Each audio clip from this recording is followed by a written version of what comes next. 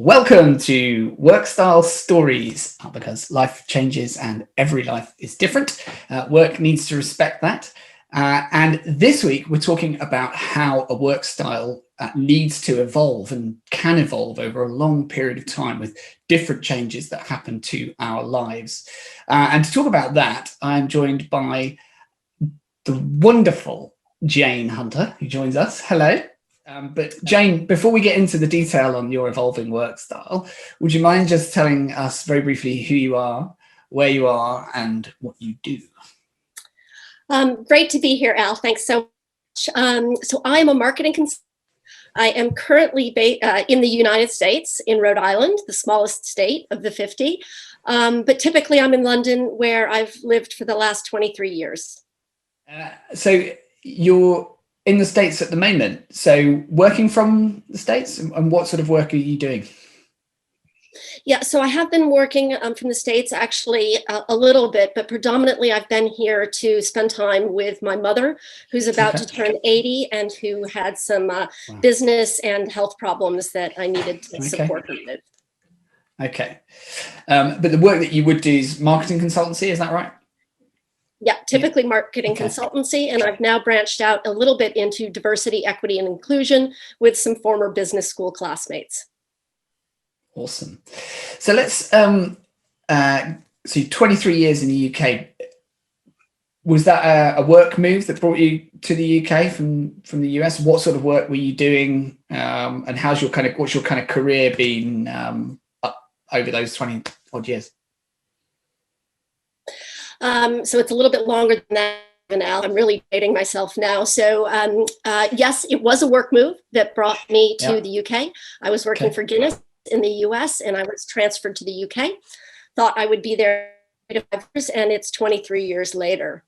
But in terms of my ever evolving work journey, the first 20 years of my career were spent in very traditional corporate roles.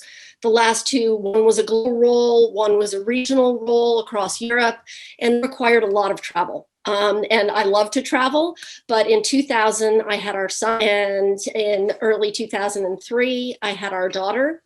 And in 2008 was my first, it did take 20 years, everybody, but it was my first sort of aha moment of something's got to give, something has to evolve. And at that point, I left my traditional corporate job and went and worked for a small children's food startup. And in doing that, what I was able to do was to negotiate the entire month of August off, in addition to regular holidays. So what that allowed me to do, I didn't have 2 children to not see them. And that allowed me to be more present lives, but also critically, with that month of August off, it allowed me to spend, and the children and my husband, to spend more time in the US. Already at that time, both of our mothers were widows, and we wanted our children to be able to spend more time with their grandmothers, to have stronger relationships with their cousins, and that really, really a gift. And I did that until 2013. And at that point, really felt like I needed to evolve again and make another shift. The children were in school and, around less, but they were around. They needed more, and I felt that they needed me on their time, and I needed to be available for that. So at that point, I evolved to working term time only. And that is what I have done pretty much until this point. And it's about to evolve again. And I'm not really sure exactly in which way, but our youngest is off to university in September, and the oldest is already in his second year at university over here in the United States. So it will be changing again. Yeah, fascinating. So in terms of the shift that you made then to be more available for your children on their terms, on their schedule, so working term time, I'm assuming that you became a consultant at that point versus being able to negotiate that with an employer. Is that right? Yeah, absolutely. That Okay.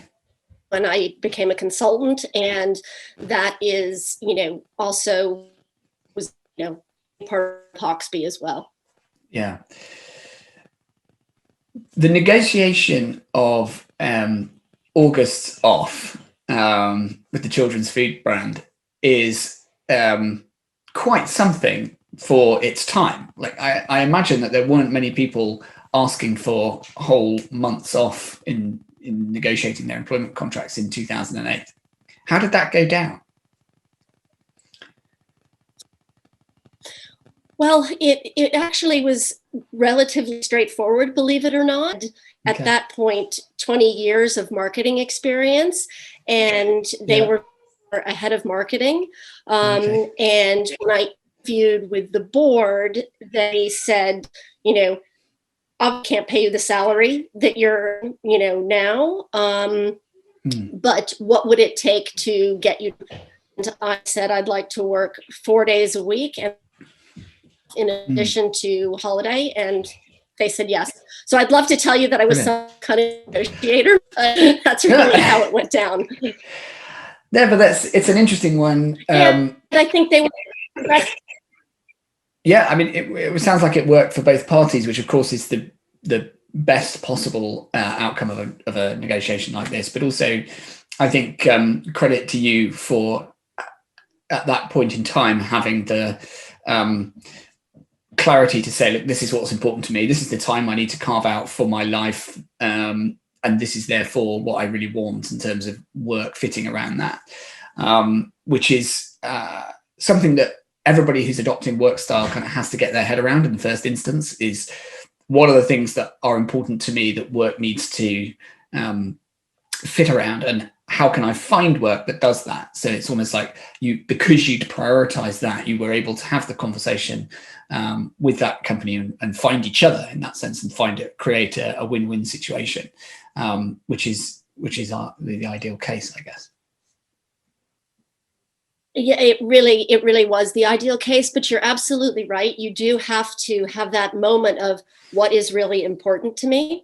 And I think that, 20 years in the traditional corporate culture, keep climbing. That is, I was very much in that mode. And honestly, if I hadn't had children, I'm sure I would have stayed in that mode for a lot longer. Probably not forever. I'd like to think that I would have woken up even without them, but they definitely helped me with that.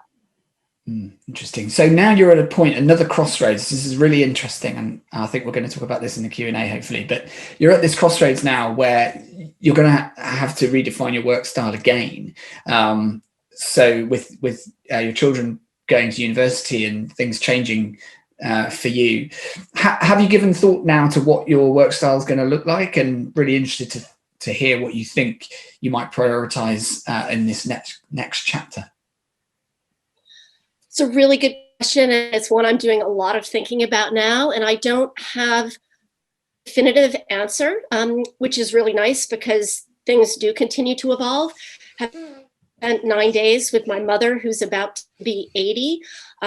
It's very clear to me that my evolving work style will involve spending more time here in the US and more time with her and helping her. I help run her business, which is a farm remotely already. But it's a fairly large undertaking, in particular for somebody who is almost 80, and aging is not for the faint-hearted. Well, that sounds brilliant. It sounds like you're going to be busy, you're going to be mobile, and taking your work with you everywhere, which is, of course, exactly how it should be. We've run out of time for our interview, Jane, so I'm going to say thank you very much for sharing your Workstyle story. We've been Workstyle Stories. We'll see you next time. Thanks for tuning in. Bye-bye. Thank you.